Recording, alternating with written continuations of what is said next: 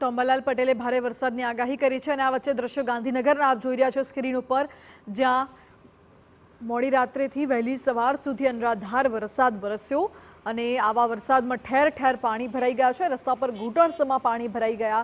આસપાસનો જે કચરો છે તે પણ આ વરસાદી પાણીમાં ભળી ગયો છે। ગંદકીના કારણે સ્થાનિકો પરેશાન થયા છે અને પાણી ભરાવાના કારણે વાહન ચાલકોને પણ હાલાકી પડી રહી છે। આ ગાંધીનગરના દ્રશ્યો, દહેગામના દ્રશ્યો છે, માણસાના દ્રશ્યો છે, જ્યાં 2.5 થી 3 ઇંચ જેટલો વરસાદ વરસી ચૂક્યો છે અને ભારે વરસાદને પગલે ઠેર ઠેર જળભરાવની સાથે ગંદકીના પણ દ્રશ્યો જોવા મળી રહ્યા છે।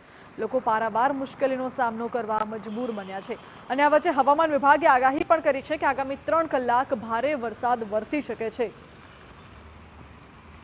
બંને દ્રશ્યો સ્ક્રીન ઉપર, એક તરફ આજના દ્રશ્યો ગાંધીનગરના અને એક તરફ ગાંધીનગરમાં ગઈકાલે ધોધમાર વરસાદ વરસ્યો હતો તેના પણ દ્રશ્યો દેખાડી રહ્યા છે, જ્યાં મેઘરાજાએ ગાંધીનગરને છેલ્લા 2 દિવસથી ધમરોડી રહ્યા છે।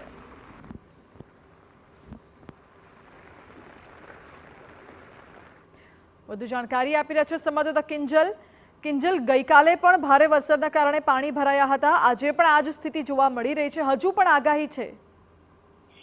જી બિલકુલ, હજુ પણ 3 દિવસની આગાહી છે તે કરવામાં આવી છે, પરંતુ ગાંધીનગરની જો વાત કરવામાં આવે તો દહેગામ શહેરમાં સવારે 6 થી 8 એટલે કે 2 કલાકમાં 2.5 ઇંચ જેટલો વરસાદ છે તે ગાજવીજ સાથે પવનના સાથે ખાબક્યો છે। 2 કલાકમાં 2.5 ઇંચ વરસાદને કારણે સ્વાભાવિક છે કે અનેક જગ્યા પર પાણી છે તે ભરાઈ ચૂક્યા છે અને નીચાણવાળા વિસ્તારોમાં પાણી છે તે ભરાઈ ચૂક્યા છે।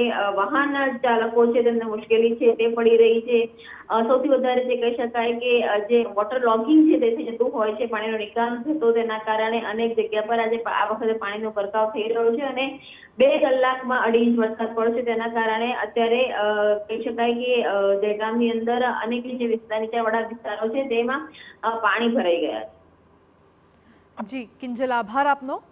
મહત્વનું છે કે ગાંધીનગરમાં ભારે વરસાદના કારણે પાણી ભરાઈ ગયા છે, પરંતુ ગાંધીનગર એ રાજ્યનું પાટનગર છે, જ્યાંથી આખા રાજ્યનું વહીવટી તંત્રનું સંચાલન થતું હોય છે અને એ જ પાટનગરમાં આટલા પાણી ભરાઈ ગયા ત્યારે તંત્રની પ્રી મોન્સૂન કામગીરી પર સ્વાભાવિકપણે સવાલો ઉઠી રહ્યા છે।